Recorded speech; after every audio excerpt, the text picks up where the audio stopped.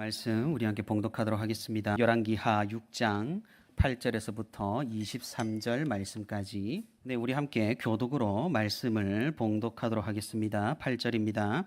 그때 아람 왕이 이스라엘과 더불어 싸우며 그의 신복들과 의논하여 이르기를 우리가 아무데 진을 치리라 하였더니 하나님의 사람이 이스라엘 왕에게 보내 이르되 왕은 삼가 아무 곳으로 지나가지 마소서 아람 사람이 그곳으로 나오나이다 하는지라. 이스라엘 왕이 하나님의 사람이 자기에게 말하여 경계한 곳으로 사람을 보내 방비하기가 한두 번이 아닌지라. 이러므로 아람 왕의 마음이 불안하여 그 신복들을 불러 이르되 우리 중에 누가 이스라엘 왕과 내통하는 것을 내게 말하지 아니하느냐 하니 그 신복 중에 한 사람이 이르되 우리 주 왕이여 아니로소이다. 오직 이스라엘 선지자 엘리사가 왕이 침실에서 하신 말씀을 이스라엘의 왕에게 고하나이다 하는지라. 왕이 이르되 너희는 가서 엘리사가 어디 있나 보라. 내가 사람을 보내어 그를 잡으리라. 왕에게 아뢰어 이르되 보라 그가 도단에 있도다 하나이다. 왕이 이에 말과 병거와 많은 군사를 보내매 그들이 밤에 가서 그 성읍을 에워쌌더라. 하나님의 사람의 사환이 일찍이 일어나서 나가보니 군사와 말과 병거가 성읍을 에워쌌는지라. 그의 사환이 엘리사에게 말하되 내 주여 우리가 어찌하리까 하니 대답하되 두려워하지 말라. 우리와 함께 한 자가 그들과 함께 한 자보다 많으니라 하고 기도하여 이르되 여호와여 원하건대 그의 눈을 열어서 보게 하옵소서 하니 여호와께서 그 청년의 눈을 여심해 그가 보니 불말과 불병거가 산에 가득하여 엘리사를 둘렀더라. 아람 사람이 엘리사에게 내려오매 엘리사가 여호와께 기도하여 이르되 원하건대 저 무리의 눈을 어둡게 하옵소서 하매 엘리사의 말대로 그들의 눈을 어둡게 하신지라. 엘리사가 그들에게 이르되 이는 그 길이 아니요 이는 그 성읍도 아니니 나를 따라오라. 내가 너희를 인도하여 너희가 찾는 사람에게로 나아가리라 하고 그들을 인도하여 사마리아에 이르니라. 사마리아에 들어갈 때에 엘리사가 이르되 여호와여 이 무리의 눈을 열어서 보게 하옵소서 하니 여호와께서 그들의 눈을 여심해 그들이 보니 자기들이 사마리아 가운데에 있더라. 이스라엘 왕이 그들을 보고 엘리사에게 이르되 내 아버지여 내가 치리까 하니 대답하되 치지 마소서. 칼과 활로 사로잡은 자인들 어찌 치리까. 떡과 물을 그들 앞에 두어 먹고 마시게 하고 그들의 주인에게로 돌려보내소서 하는지라. 왕이 위하여 음식을 많이 베풀고 그들이 먹고 마심에 놓아 보내니 그들이 그들의 주인에게로 돌아가니라. 이로부터 아람 군사의 부대가 다시는 이스라엘 땅에 들어오지 못하니라. 아멘. 오늘도 주님과 동행하기 위해 이렇게 주일 오후에 함께 예배드리는 우리 모든 성도 여러분 진심으로 환영하고 또 축복합니다. 함께 듣는 이 말씀 가운데 또 함께 구하는 그 기도 가운데 하나님의 크신 은혜와 위로가 있기를 주님의 이름으로 소망합니다. 사랑하는 우리 성도 여러분, 명절은 잘 보내셨나요? 명절의 만남과 휴식을 또 뒤로 하고 일상으로 돌아왔는데 어떻게 후유증은 없으신가요? 어려움은 없으신가요? 참으로 이곳에 잘 오셨습니다. 아무래도 집에 가고 싶은 욕망이 단전에서부터 들끓어 오르셨을 텐데 여기에 앉은 성도님들 정말로 대단합니다. 저는 가끔 이런 생각을 해봅니다. 과연 내가 교역자가 아니더라도 이렇게 교회 생활을 열심히 했을까? 어떨 것 같습니까? 제 아내는 가끔씩 저에게 그런 말을 합니다. 하나님께서 참 당신을 도와주셨다.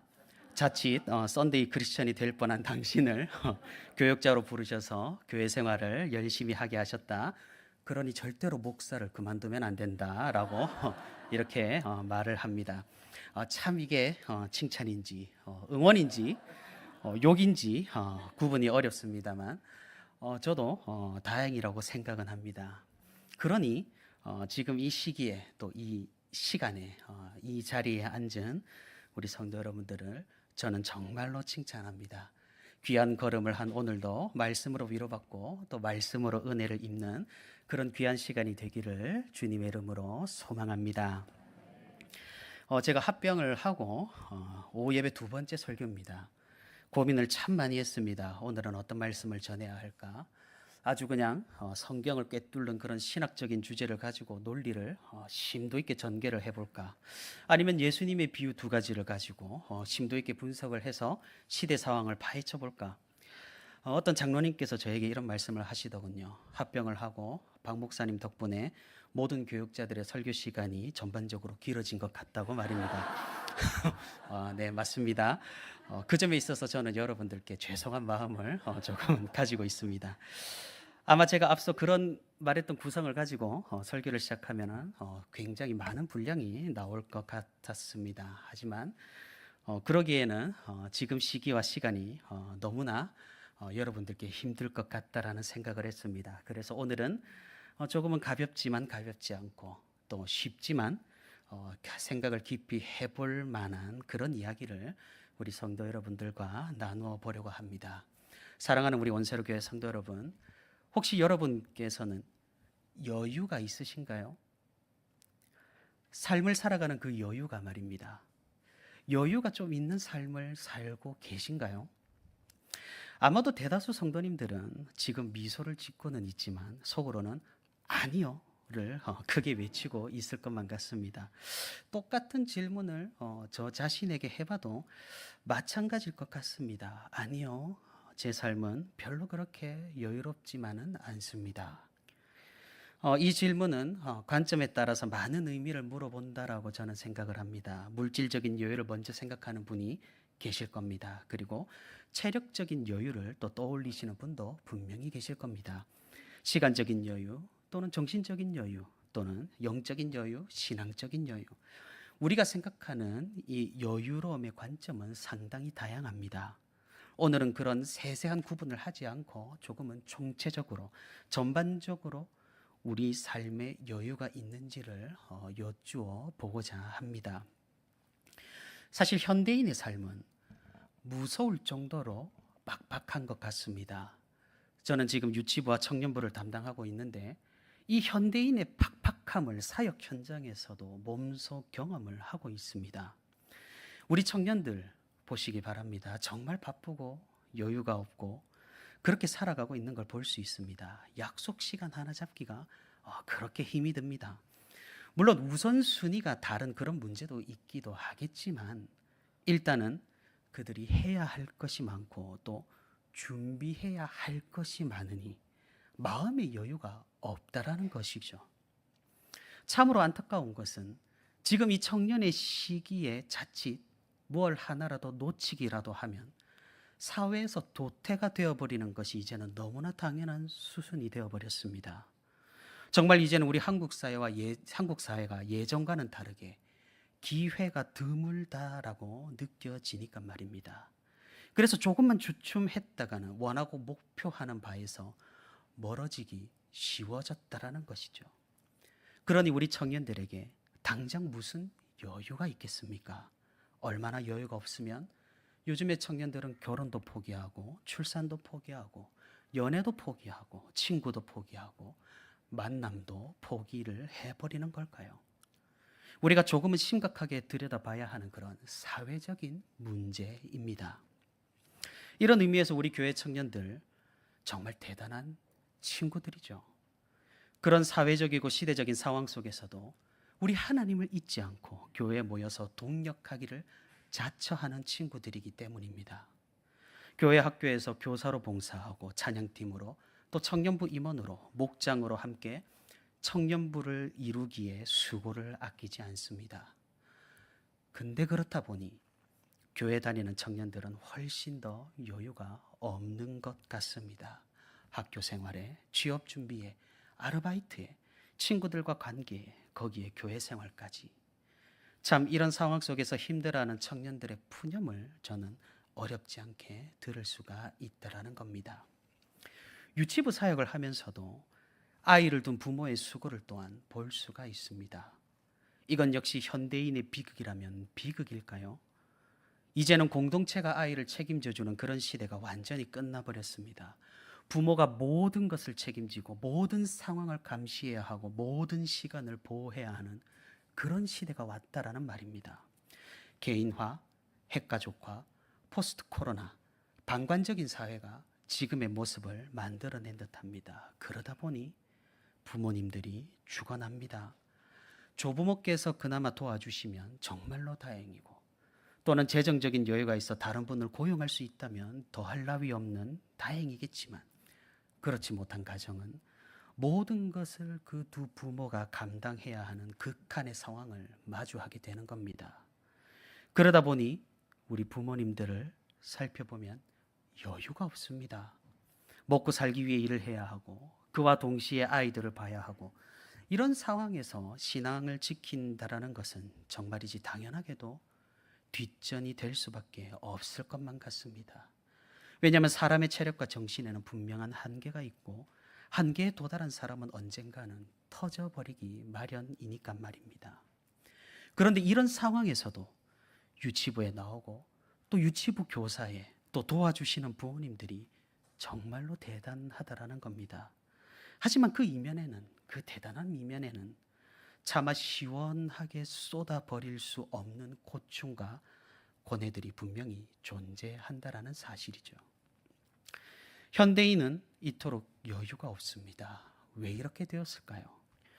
그것은 우리 사회, 현대 사회가 여유가 없는 경쟁이 극심한 사회이기 때문이겠죠. 무엇을 하던 간에, 어떤 직업을 가졌던 간에, 자신의 나이가 얼마든 간에, 어느 세대건 간에 우리는 여유를 완전히 빼앗겨 버린 생활을 하는 듯합니다. 각종 테크놀로지와 첨단 산업은 우리에게 여유를 가져다 주는 것만 같았지만, 그것이 아니라 오히려 더 많은 일을 감당하게 만들었고, 그로 인해서 우리는 매번 각오를 다지며 한계에 부딪히는 작업을 해내야만 먹고 살 수 있는 그런 정도가 되어 버렸습니다. 그런 현대인에게 여유란 이제는 사치로 느껴지기 시작했습니다. 무언가 부자들만이 누릴 수 있는 그런 감성적인 것으로 보인다라는 말입니다. 그래서 정말 최근 들어서 두드러지는 현상이 있습니다. 그것은 요즘 사람들이 다른 사람을 잘 만나지 않는다는 겁니다. 사람 만나는 것을 꺼려합니다. 왜 그럴까요? 제가 생각해 봤을 때는 사람들에게 여유가 없기 때문입니다. 다른 사람을 만난다라는 것은 사실 그 사람이 외향적이든 내향적이든 어찌되었든 에너지가 소비가 되는 행동입니다. 준비를 해서 나가야 하고, 약속을 잡아야 하고, 또 시간을 같이 보내야 하고, 대화를 나누어야 하고, 일정도 잡아야 되기 때문입니다. 아무리 가족이어도 말입니다. 이번 명절 때 잘 느끼고 오셨지 않습니까? 그러니 모든 것이 사실은 에너지와 열정과 여유가 정말로 필요한 일이라는 겁니다. 그리고 무엇보다 우리에게 여유가 조금이라도 있어야 다른 사람을 만나서 이야기를 좀 들어보고 헛소리를 해도 웃어 넘어갈 수가 있고, 단점만 보이는 상대방에게서 나에게 무슨 여유가 있어야 천천히 장점도 찾아보고 할 수가 있는 것인데, 이게 여유가 없으니 이 만남 자체가 모든 것이 스트레스가 되어버린다라는 겁니다. 정말 그렇지 않습니까? 무슨 여유가 있어야 무슨 말에도 대수롭지 않게 좀 넘어갈 수가 있고, 공격적인 반응에도 그래도 시큰둥할 수 있는 그런 넓은 마음이 생길 수가 있는 법이니까 말입니다. 그런데 당장에 우리에게 여유가 없으니 어떻게 되겠습니까? 그러니 그냥 집에 혼자 있는 것이 편한 겁니다. 혼자 있어도 할 것이 얼마나 많은가요?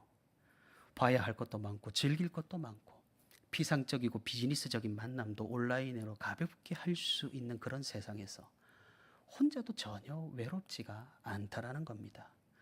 직접적으로 세상을 경험하는 것도 좋겠지만 우리는 너무나 충분한 간접 경험을 할 수 있는 미디어 수단이 많아졌다라는 것이겠죠.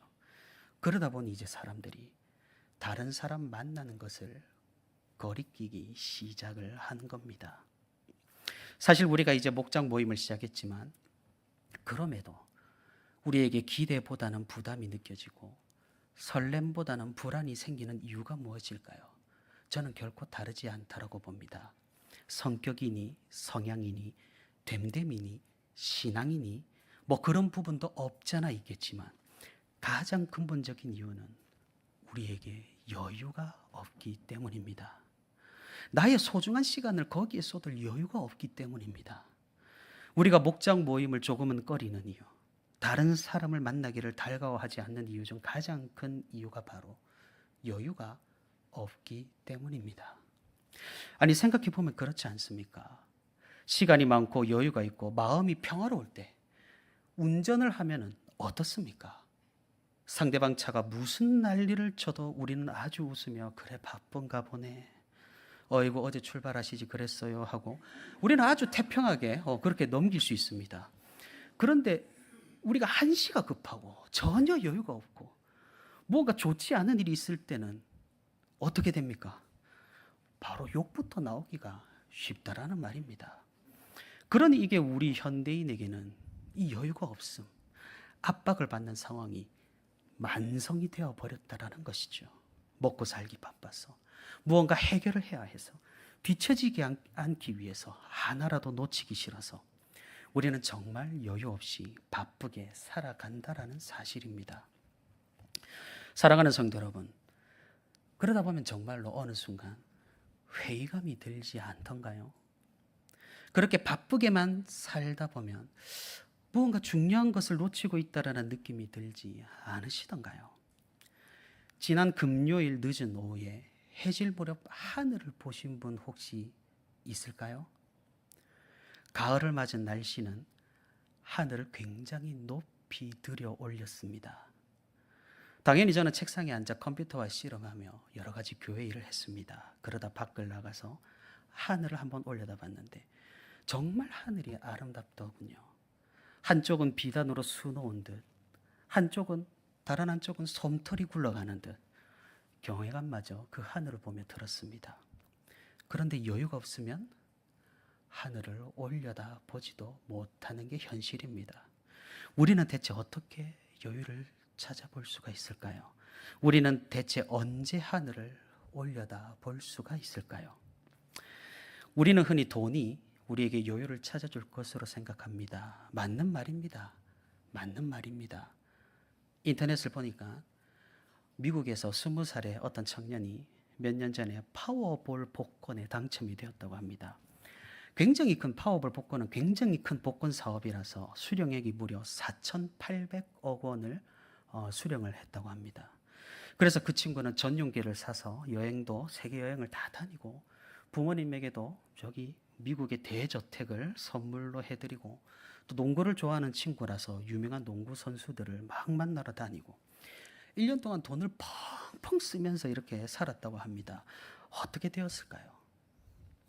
우리는 그렇게 돈을 펑펑 쓰니 복권에 당첨된 것이 오히려 독이 되어 폐인이 되었다라는 이야기를 많이 들었습니다. 하지만 그 젊은 친구는 1년 동안 자기 재산의 1%도 쓰지 못했다고 합니다. 이자 덕분에 말입니다. 연이자 1%만 해도 50억이니까 말입니다. 그 무언가 우리가 기대하는 결말과는 다릅니다. 참 이 돈이 돈을 불러오는 그런 기막힌 세상에서 우리가 살고 있습니다. 그렇게 우리도 일확천금을 기대하며 복권을 사러 갈 수도 있겠죠. 그런 여유와 그런 낭만을 기대하면서 말입니다. 아마 그 사람은 계속해서 엄청난 여유와 풍요 속에서 살아가게 될 겁니다. 모두가 부러워하는 그런 삶을 말입니다. 그 여유와 풍족함, 그 편리함을 모두가 부러워할 겁니다. 사랑하는 성도 여러분, 여러분이 4,800억 원에 당첨이 된다면 무엇을 하시겠습니까? 교회를 짓는다 이런 말씀하지 마시고 무언가 전혀 일어나지 않을 일이겠지만 우리는 벌써부터 절로 웃음이 나오는 그런 상상의 나래가 펼쳐집니다. 그런데 우리가 생각을 해봐야 하는 것은 정말 그런 억만의 돈이 우리에게 진정으로 여유를 줄 수 있는가 하는 이 질문입니다. 물질적인 문제가 모두 해결이 된다면 우리의 모든 근심과 걱정이 사라져서 궁극적인 여유를 우리는 가질 수가 있을까요? 아주 간단히 생각을 해보면 되겠습니다. 돈이 우리의 전부를 책임져 줄 수 있느냐입니다. 결국 무엇입니까?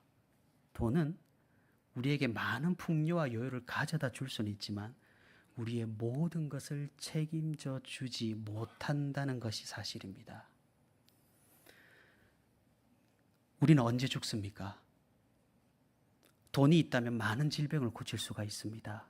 제가 또 보니까 어떤 유전병이 있습니다. 그 유전병의 치료약이 개발이 됐어요. 그럼 치료약 한 번 맞는데 48억이 든다고 합니다. 근데 누구에게나 48억이 있진 없지 않습니까? 그래서 이거를 영국에서 최초로 의료보험을 이제 할 수 있도록 법을 개정을 하고 우리나라에도 한 해 전인가 의료보험법을 개정을 해서 그 유전병 치료하는 약을 600만 원에 살 수 있도록 개정했다는 말을 들었습니다. 만약에 우리에게 돈이 많다면 48억을 주고 그 주사약을 사서 맞으면 병이 깨끗하게 낫겠죠. 또 튼튼한 차를 구매하여서 우리가 안전에 늘 신경을 쓸 수도 있습니다. 하지만 아무리 우리가 돈으로 우리의 생명을 구하려고 해본들 하나님이 정하신 때는 절대로 피할 수 없다라는 사실을 기억을 해야 합니다. 여러분, 비행기를 타도 1등석이나 이코노미석이나 사고가 나면 모두 죽는 것이 현실입니다. 결국 우리는 언제 죽습니까?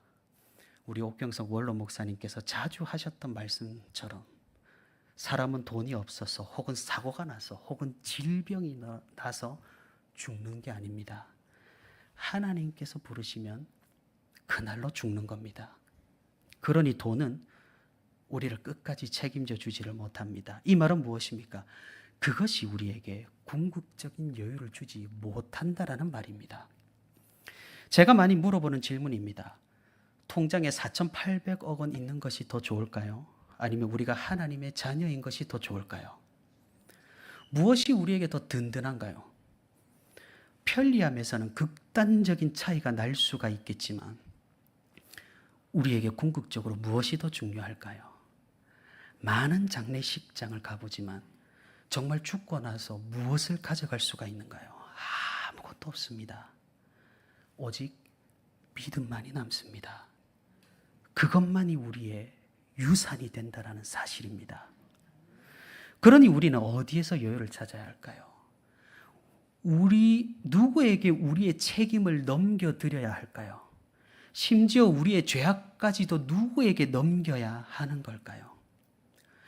우리는 보이는 것에 우리의 책임과 우리의 생명을 걸어서는 안 된다라는 사실입니다. 그것은 편리함이지 여유가 될 수 없다라는 사실이죠. 우리는 결국 보이지 않는 것에 우리의 목숨을 걸어야 합니다. 우리의 죄악마저도 맡겨야 하고 우리의 생명을 걸어야 합니다. 거기에 우리의 책임을 넘겨야 하고 우리의 신변을 맡겨야 한다라는 겁니다. 오늘 우리가 읽은 본문이 이를 잘 알려줍니다. 구약의 선지자들 대단하지 않습니까? 무엇이 대단한가요? 저는 그 당당함이 정말로 멋지다라고 생각을 합니다. 어떤 사람 앞에서도 심지어 왕 앞에서도 꿀리지 않는 그 자세, 태도, 그 마음 말입니다. 하나님으로, 하나님만으로 우리가 가끔 찬양하듯 주님 한 분만으로 당당하고 만족하는 그 여유가 저는 가장 부럽습니다. 아마 엘리사 선지자는 그런 당당함과 여유로움에서 둘째가라면 서러울 그런 선지자일 것입니다. 오늘 우리가 읽은 본문은 어떤 상황입니까? 아람이 이스라엘 땅으로 군대를 이끌고 쳐들어와 전쟁을 일으키고 있습니다. 아람 군대가 진을 치려고 보니까 하필 진을 치려고 하는 모든 곳에 이스라엘 군대가 전부 대비를 하고 있는 것이 아닙니까? 아람 왕은 당연히 의심이 들었습니다. 우리 중에 스파이가 있다. 그러자 한 신하가 진실을 알려줍니다. 왕이시여, 스파이가 아니라 이스라엘에 기막힌 선지자 한 명이 있는데 그 사람이 우리의 행보를 전부 이스라엘 왕에게 알려준다라는 겁니다. 아람 왕은 결정을 내립니다. 그 선지자부터 제거하지 않으면 이 전쟁에선 이길 수 없다. 그래서 엘리사 선지자가 있는 도단이라는 곳에 한밤중에 기습 진격하여서 그 성을 포위하고 공격을 준비합니다. 다음 날 이른 아침 성 안의 사람들이 간밤의 상황을 파악합니다. 그 중에 엘리사의 사환 중 한 명이 완전히 절망하여 이렇게 외칩니다. 오늘 본문 15절 후반부입니다. 내 주여 우리가 어찌하리이까. 사랑하는 성도 여러분, 우리의 상황이 바로 이 사환의 상황과 비슷하다라는 생각이 들지 않으신가요? 눈앞에 처리해야 할 일들, 극복해야 할 일들, 이루어야 하고 도태되지 않기 위해 애써야 할 일들이 너무나 많은 그 상황에서 막막하기만 한 현실 앞에서 우리가 이런 반응을 보이고 있는 것인지도 모르겠습니다. 믿음이 부족한 걸까요? 우리가 보지 못해서일까요? 분명한 성경의 대답은 이에 대한 엘리사의 반응입니다. 두려워하지 말라. 우리와 함께한 자가 그들과 함께한 자보다 많으니라. 그리고 엘리사는 하나님께 사환의 눈을 열어 그분의 군대를 보게 합니다. 우리와 함께 하시는 그 하나님을 말입니다. 결과는 너무나 뻔합니다. 엘리사와 성 안의 사람들은 구원을 얻었습니다. 그리고 그들은 목격했습니다. 보이지 않지만 믿을 수 있고 보이지 않지만 우리와 함께 하시는 그분을 말입니다. 보이지 않지만 우리의 모든 것을 믿고 맡길 수 있는 그분을 말입니다. 사랑하는 성도 여러분, 우리의 상황이 정말로 이와 똑같습니다. 그저 아람의 군대, 세상의 현실을 보고 놀라는 우리에게 하나님께서는 보이지 않는 그분의 천상 군대를 이끄시고 우리와 함께 하신다라는 사실입니다. 우리가 무엇을 믿어야 하겠습니까? 눈앞에 보이는 현실을 믿어야 할까요? 아니면 보이지 않지만 우리와 함께 하시는 하나님을 믿어야 할까요? 사랑하는 성도 여러분, 그리고 함께 예배드리는 청년 여러분, 우리에게 여유를 주시는 분이 계십니다. 바로 예수님이십니다. 그분은 어느 군대보다 더 위대한 하나님이십니다. 일당백입니다. 그분이 말씀하십니다. 수고하고 무거운 짐을 내 앞에 모두 내려놓으라고 말입니다. 그분은 말씀하십니다. 나에게 모든 것을 맡겨라. 생명을 맡겨라. 나를 믿으라고 말입니다. 저는 청년의 때를 기억합니다. 아무것도 정해진 것이 없었던 날들. 무엇 하나라도 붙들어야 하니 계속해서 준비밖에 할 수가 없었던 그런 시기가 저에게도 처절한 시간이 있었습니다. 불안과 염려는 너무나 컸습니다. 나는 정말 결혼을 할 수 있을까? 독립할 수 있을까?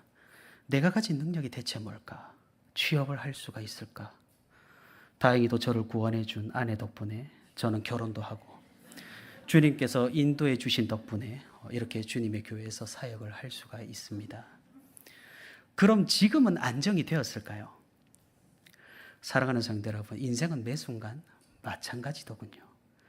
어제 제가 유튜브 추천 영상에 이런 문구가 뜨더라고요. 40대 부목사 위기인 이유. 제가 차마 무슨 말을 할지 알 것 같아서 그 영상을 보지는 않았습니다. 이때까지 위기였는데 또 위기랍니다. 정말 매 시기가 위기인 것 같습니다. 저는 생각합니다. 그럼 어떤 교회에서 담임 목사로 제가 위임을 받아 간다면 그러면 그때는 안정이 될까요? 아마도 그럴 것 같지가 않을 것 같습니다. 인생은 계속되겠죠. 불안과 염려와 걱정으로 말입니다.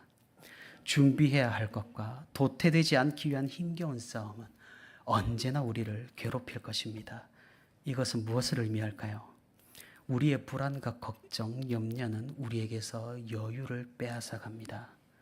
하지만 정작 우리의 걱정으로 되는 일이 하나 없고 우리의 염려로 할 수 있는 일이 하나 없다라는 사실입니다. 그런 불안과 걱정을 가지고 애써 노력한들 결국 우리의 힘으로 되는 일도 거의 없는 것이 현실입니다. 결국 이 세상 주님의 경이로운 이끄심에 이끌리는 우리 자신을 목격할 수 있을 뿐입니다. 사랑하는 성도 여러분, 그렇기 때문에 우리는 많은 부분을 우리 주님께 맡길 수 있어야 합니다. 그래야만 우리는 여유를 찾을 수가 있고, 여유를 부릴 수가 있고, 여유를 베풀 수가 있습니다. 자기 자신이 모든 것을 다 감당하는 건 어리석은 일이고, 그러다 행여나 조금이라도 삐걱대는 순간 우리는 큰 절망에 빠져버리게 됩니다. 우리 그리스도인들은 굳이 그렇게 하지 않아도 된다는 겁니다. 우리에게는 든든한 책임자가 있고 든든한 핑곗거리가 있습니다. 그분이 바로 예수님이라는 사실입니다. 우리가 조금은 세상을 내려놓고 용기를 내어서 보다 더 성경이 중요하다고 말하는 것을 할 수 있는 그런 우리가 될 수 있기를 바랍니다. 하나님께서 우리에게 의도하신 삶은 어떤 삶일까를 우리가 고민하며 선물로 주신 이 삶을 정말로 선물로 누릴 수 있는 우리가 될 수 있기를 바랍니다. 우리가 주님께 많은 것을 맡겨드리고 우리에게 정말로 여유가 있어서 사람을 만나고 또 목장에 참여하는 것에 받은 부담을 덜어내어 내가 가진 이 여유를 남에게도 베풀어 줄 수 있는 그런 성도가 될 수 있기를 바랍니다. 우리가 그리한다면 우리 교회는 정말로 여유가 넘치는 교회가 되고 풍요로운 교회가 되고 실수해도 서로 다독일 수 있고 죄인에게도 복음을 전할 수 있는 그런 능력 있는 교회가 될 것입니다. 우리가 그리스도로 여유를 찾아 이런 여유로운 삶을 누리고 당당한 삶을 살아내고 하나님과 함께하는 이 믿음의 삶을 잘 감당하는 우리 모두가 될 수 있기를 주님의 이름으로 소망합니다. 우리 함께 기도하겠습니다.